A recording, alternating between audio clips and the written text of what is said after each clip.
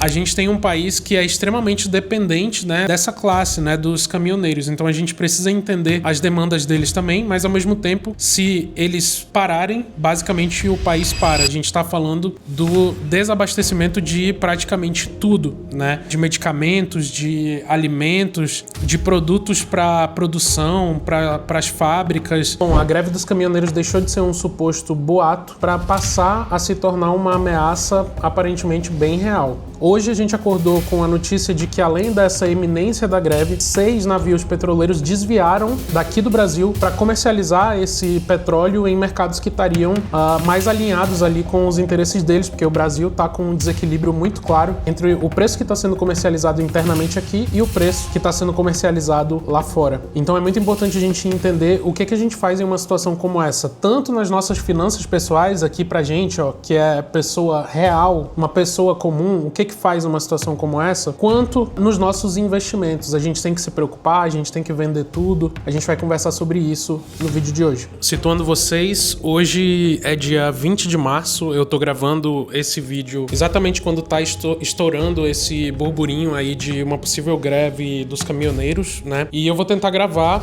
editar e postar esse vídeo todo hoje, comentando algumas coisas importantes e mostrando até mesmo como que tá a realidade da minha cidade com tudo isso que tá acontecendo, né? Eu não costumo fazer esse tipo de vídeo com um ar um pouco mais sensacionalista ou pra gerar pânico, mas diante de tudo que a gente tá vendo, né? Diante do aumento absurdo que a gente está vendo aqui do preço do barril de petróleo, dá para ter uma noção de que a gente está falando de uma possibilidade realmente real. Eu tô indo no supermercado exatamente agora, vou mostrar um pouco dessa realidade para vocês, então vamos lá comigo. Bom, tô chegando aqui no posto de gasolina, até então dá para dizer que o movimento tá normal. O diesel deu uma boa aumentada, né? O diesel tá praticamente o mesmo preço da gasolina comum. E isso inviabiliza muita coisa em termos de custo para os caminhoneiros.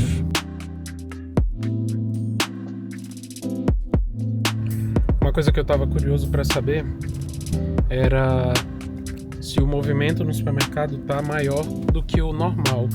Tem um pouquinho mais de gente do que o normal, mas ainda ok.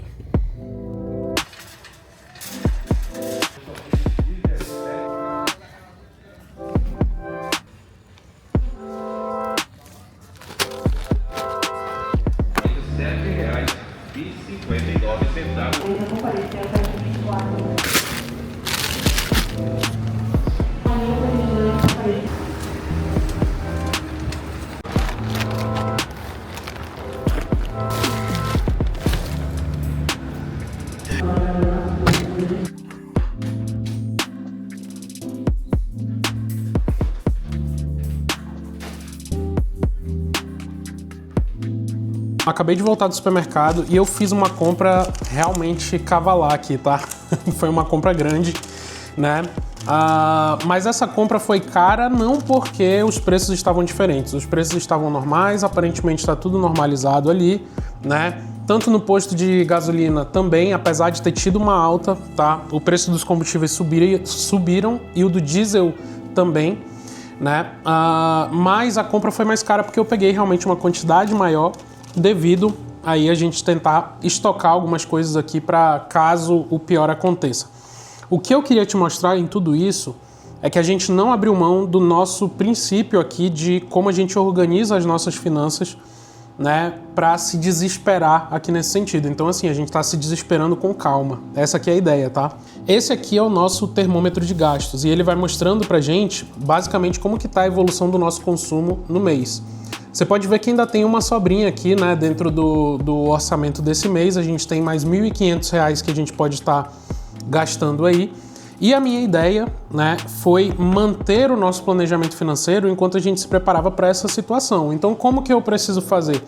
Já que eu estou gastando um pouquinho mais com o supermercado, né, eu vou deixar de gastar um pouquinho com lazer até o final desse mês. Depois do mês que vem normaliza, tá tudo certo, né? Mas até o final desse mês eu deixei de gastar um pouquinho com lazer e também a margem de despesas inesperadas, que eu sempre deixo dentro do orçamento, está entrando exatamente para cobrir essa situação, né?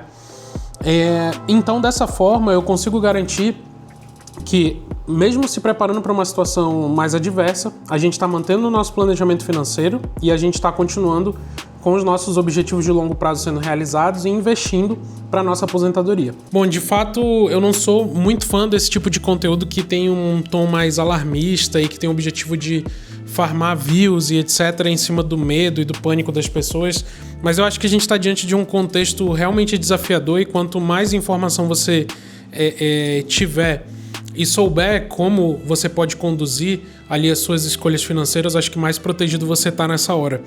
E eu vou trazer algumas informações aqui para vocês para passar exatamente esse contexto para vocês. Aqui, o que vocês estão vendo é o gráfico do preço do barril de petróleo. Você pode ver que ele disparou aí nas últimas semanas, né, depois do início do conflito entre Estados Unidos e Irã. Então, o preço do barril de petróleo subiu basicamente de 60 a 70 dólares antes do início do conflito para 112 dólares enquanto eu falo com vocês. Está subindo 4% só hoje. Ah, Bruno, mas sei lá, pouco importa isso para mim, né? Não influencia em nada. Legal o preço do barril de petróleo, não compro petróleo. Bom, eu sei que tu não é, né, tão energúmeno assim. Eu sei que tu sabe que a gasolina, o preço do combustível vai vir desse barril de petróleo. E dentro do nosso mercado interno, e essa é a parte que mais te interessa, a gente tem essa notícia aqui, tá? Onde a defasagem do diesel da Petrobras ante o exterior é de 60%, mesmo depois de já ter acontecido um reajuste de preço, né, que colocou o preço do diesel até acima do preço da gasolina, se eu não me engano, tá? Até mesmo por isso, os caminhoneiros começaram a se mobilizar para fazer uma greve, né? Até porque a atividade começa a ser pouquíssimo lucrativa quando o preço do diesel está nas alturas e é totalmente possível entender ali os argumentos da classe, né? A gente tem um país que é extremamente dependente, né, dessa classe, né, dos caminhoneiros. Então a gente precisa entender as demandas deles também, mas ao mesmo tempo, se eles pararem, basicamente o país para. A gente está falando do desabastecimento de praticamente tudo, né? De medicamentos, de alimentos, né? De produtos para produção, para as fábricas, entre outras coisas que não estão passando pela minha cabeça aqui no momento.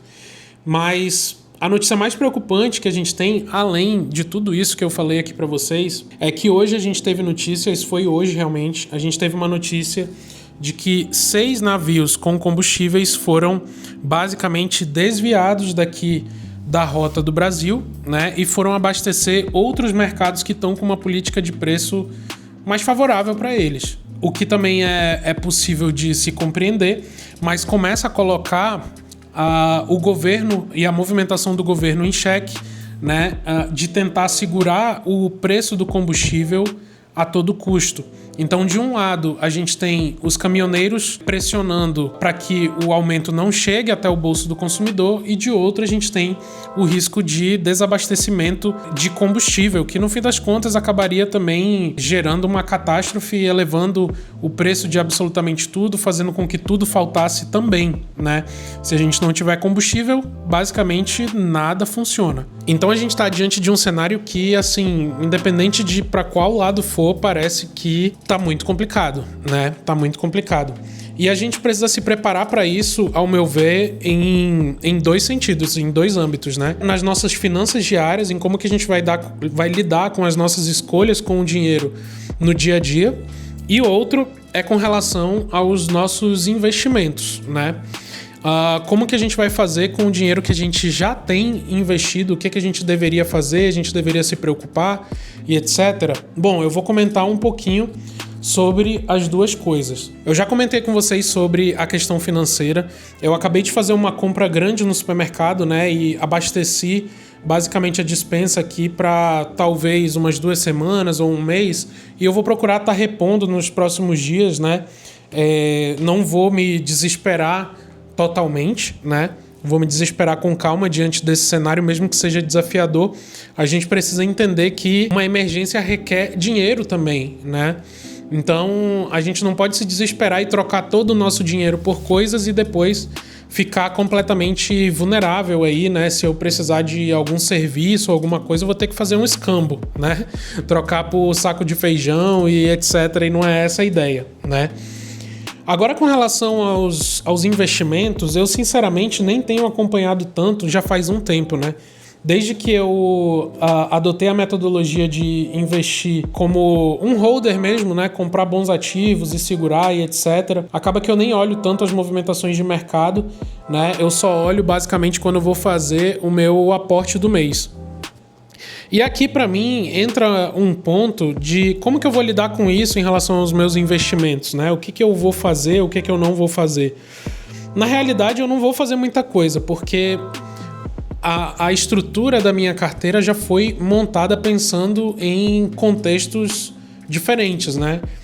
Por exemplo, não ter uma exposição grande a um único setor. São ações, são fundos imobiliários que eu coloquei na minha carteira pensando realmente no longo prazo.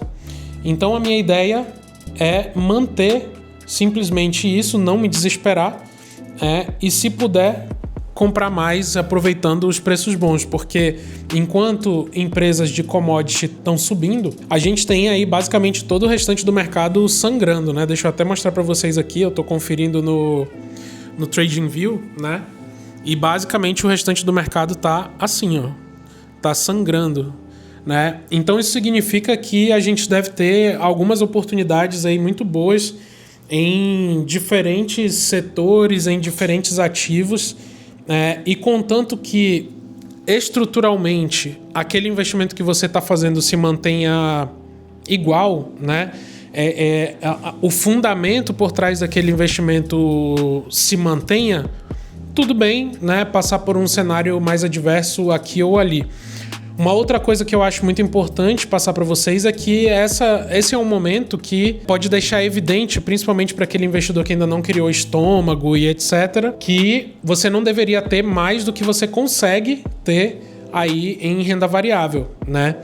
É importante ter uma carteira que esteja ali alinhada com o teu perfil de investidor, para que nessa hora tu não perca o sono, não fique desesperado ali com os teus investimentos por conta de uma queda a maior queda que eu tô vendo aqui é de uns 3%. Isso aí é tipo bom dia da Bolsa de Valores, né? Então, se tu tá ficando desesperado com uma queda de 3%, talvez diminuir um pouquinho a tua exposição, se acostumar um pouco mais com essa volatilidade e ao longo do tempo vai aumentando, né?